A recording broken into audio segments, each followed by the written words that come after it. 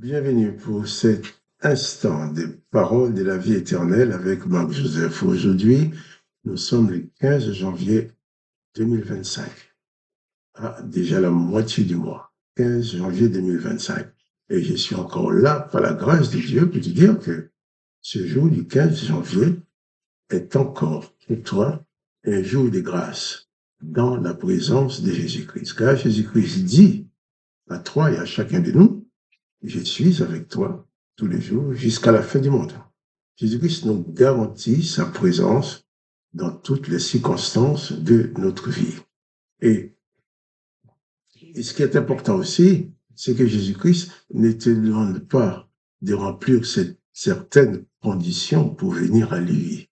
Il dit seulement, venez à moi, vous tous. Il dit même, vous tous qui êtes fatigués de porter des fardeaux, vous tous qui êtes fatigué, qui a besoin de soulagement, venez à moi et vous donnerai du repos. Donc, il est possible pour toi maintenant de venir à Jésus-Christ et de recevoir de lui le repos pour ton âme et pour ton corps. Tu sais, quelquefois, on est très fatigué, on essaie de se reposer. Et plus on se repose, plus on est fatigué. On se dit, mais c'est pas possible. Je dors bien, je mange bien, je me repose et je suis quand même fatigué. Oui, on repose le corps, c'est très bien. Mais si l'âme et l'esprit ne sont pas en repos, eh bien, le corps ne pourrait jamais bénéficier d'un vrai repos. Car l'âme, comme je dis, anime le corps. C'est l'âme qui fait vibrer le corps. C'est l'esprit qui fait aussi agir le corps. Si l'âme et l'esprit sont défaillants, c'est comme si tu avais une très belle voiture, mais la batterie est en panne, la batterie est complètement déchargée, et puis le moteur aussi a des problèmes. Là, tu auras une belle voiture, une très belle carrosserie, très belle, un intérieur magnifique, mais tu ne pourras pas utiliser cette voiture. Ça, c'est le cas de beaucoup de personnes qui ont un corps sans handicap, qui ont des jambes qui tiennent bien debout, mais qui sont toujours en état de faiblesse morale, faiblesse intérieure, faiblesse mentale, faiblesse psychologique, qui n'arrivent pas à s'en sortir, qui sont toujours dans la fatigue, dans le désespoir, le désarroi. Eh bien, ces gens-là, ils ont besoin seulement de nourrir leur âme et leur esprit. Tu as besoin de nourrir ton âme et ton esprit. Et Jésus-Christ dit, toi qui es fatigué de porter des fardeaux, viens à moi, il dit, je te donnerai du repos. Il dit, prenez mon joug, prenez mon autorité sur sa vie, accepte qu'il soit le maître de ta vie et tu trouveras du repos. Jésus dit également qu'il est le Père des vies. Sa présence ne nourrit pas ton corps, mais sa présence, c'est le pain qui nourrit ton âme et ton esprit. Donc, important de savoir que seul Jésus-Christ peut t'apporter vraiment le vrai repos. Il y a des gens qui ont beaucoup d'argent, beaucoup de grandes fortunes, mais qui sont quand même malheureux. Parce que l'argent va leur permettre d'acheter tout ce qu'ils veulent, même ce qu'ils ne veulent pas. Les choses qu'ils n'ont pas besoin, ils vont en acheter parce qu'ils en ont le moyen. Mais la paix intérieure, on ne peut pas l'acheter avec l'argent. On ne peut pas le vendre, on ne peut pas l'acheter, on ne peut pas voler la paix aussi. La paix, on ne peut le recevoir que de Dieu, que de Jésus-Christ, qui rassure, qui dit, je suis avec toi tous les jours, jusqu'à la fin du monde. Moi, ma principale force, à moi, je tiens de Jésus-Christ, de sa présence dans ma vie. C'est pour ça que j'ose dire à toi aussi, viens à Jésus-Christ. Et il y a quelqu'un qui m'a dit, oui, moi, je voudrais bien venir à Dieu, mais venir à Jésus-Christ, mais j'ai telle chose que j'aime faire, je ne vais plus pouvoir faire. J'ai sinon d'autres qui m'ont dit, Dieu n'a jamais rien fait pour moi. Mais la main de Dieu est tendue vers tout le monde. Si tu veux saisir cette main, tu vas la saisir et tu vas bénéficier de son soutien. Mais si tu refuses de la saisir, c'est un peu plus difficile. Et il y a ce texte où Jésus dit dans l'évangile de Jean, chapitre 6, l'évangile de Jean, chapitre 6, où Jésus va parler de ceux qui viennent à lui. Il dit ceci, Jean 6, verset 37. Tout ce que le Père me donne viendront à moi, et je ne mettrai pas dehors celui qui vient à moi. Ça, c'est important. Jésus ne mettra dehors personne. Il y a des gens que Jésus a accueillis, que le peuple ou les gens qui l'ont trouvé disent, mais c'est pas possible qu'il soit à table avec cet homme-là, puisque c'est un pécheur. Il mange avec les pécheurs. Mais justement, hein, c'est l'histoire d'un homme qui s'appelait Zachée. C'était un publicain, un juif, mais qui travaillait au service des Romains. C'était un persécuteur, un publicain. Et Jésus va, en passant, va demander à cet homme, qui était de petite taille d'ailleurs, il est grimpé sur un arbre pour pouvoir voir à quoi ressemblait Jésus. Et Jésus savait que cet homme cherchait à le voir. Il avait le désir de le rencontrer. Jésus est arrivé sur l'arbre sans même lever la tête pour regarder. Il savait que Zachée, il savait bien que Zachée était grimpé dans l'arbre. Jésus va dire, Zachée, descends de l'arbre, viens ici, je vais manger chez toi. Pour Zachée, c'était inattendu. Jésus, c'est un juif. Zachée, c'est un juif publicain. Pour les autres juifs méprisaient Zachée. Et Jésus va entrer chez Zachée. Il va se mettre à table. Il va manger avec le publicain, avec cet homme méprisé. Pourquoi Jésus a été chez Zachée? C'est parce que Zachée voulait voir Jésus. Il cherchait Jésus. Il voulait voir les sauveurs.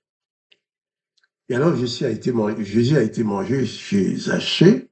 C'est un peu difficile à dire, chez Zachée. Voilà, j'arrive à le dire. Et en mangeant chez Zachée, et entendu, il y avait tous les copains de Zachée qui n'étaient pas forcément des gens fréquentables pour les juifs religieux, pour les sacrificateurs, pour les pharisiens, pour les gens qui se croyaient kadosh, qui se croyaient saints. Ils n'allaient pas manger chez Zachée. Mais Jésus était à table, et beaucoup de personnes, qu'ils appellent des personnes de mauvaise vie, des gens qui ne sont pas fréquentables, se sont mis à table avec Jésus. Et les religieux commençaient à dire, oui, mais tu te rends compte, il mange avec des pécheurs. S'il était vraiment, s'il connaissait vraiment les cœurs des gens, il ne se serait pas mis à table avec des pécheurs, des gens qui méritent la présence des bonnes personnes. Zachée, d'abord, c'est un publicain, et tous ces copains-là, ce ne sont pas des gens bien. Jésus va leur répondre, attention, ce ne sont pas les gens qui se croient en bonne santé qui ont besoin de médecins, ce sont les malades.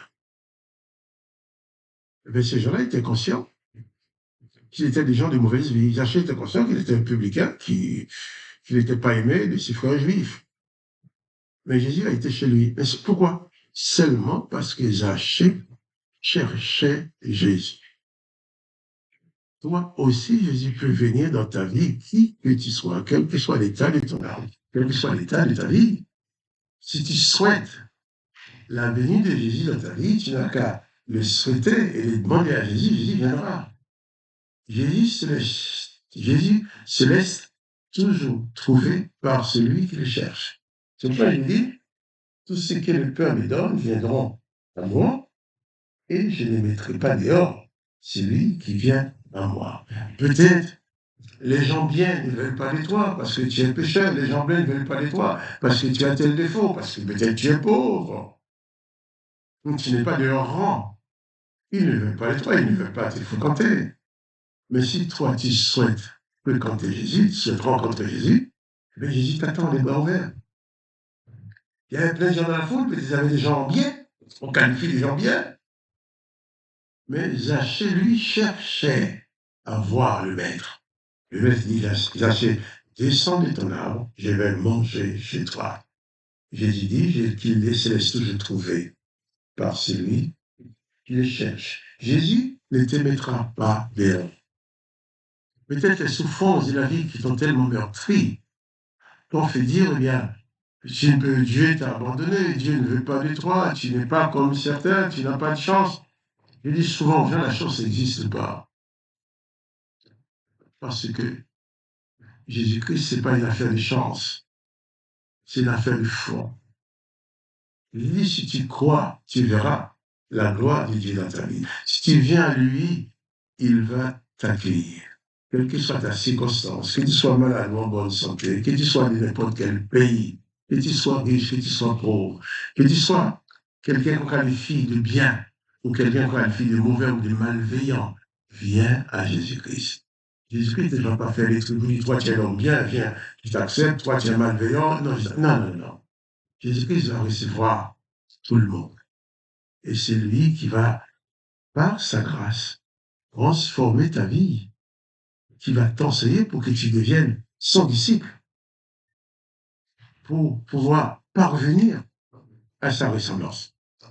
Personne ne peut être ni trop bon, ni trop mauvais pour venir à Jésus-Christ. Seulement, invite Jésus-Christ à venir s'installer dans ta vie. Et si tu veux en savoir encore plus, je t'invite tous les mardis soirs,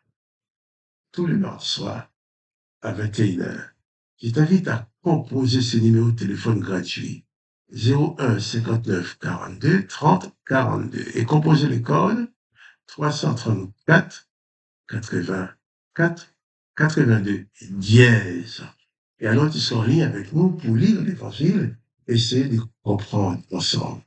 Et vraiment, c'est très important de d'ouvrir toi-même ton cœur à Jésus. Et c'est très important de manifester toi-même le besoin de recevoir Jésus-Christ dans ton cœur. Et il viendra. Il viendra. Il ne va pas te rejeter. Il fera tout pour que tu sois sauvé. Car j'ai dit, tous ceux qui viennent à moi, je ne les mettrai pas dehors. Hein? Et ce que le Père me donne, viendront à moi et je ne les mettrai pas dehors. Il dit ensuite, car je suis descendu du ciel pour faire non ma volonté, mais la volonté de celui qui m'a envoyé. Demain, Dieu voulant, nous parlerons de la volonté de celui qui a envoyé Jésus. Jésus est venu avec une mission, la volonté de son Père à accomplir pour toi. Alors, confie-toi en Jésus-Christ. Élève ton âme vers lui. Ses bras sont ouverts, il t'attend pour te sauver, pour te bénir, pour te guérir, pour te donner sa paix, sa joie, pour te donner le bonheur d'être à lui.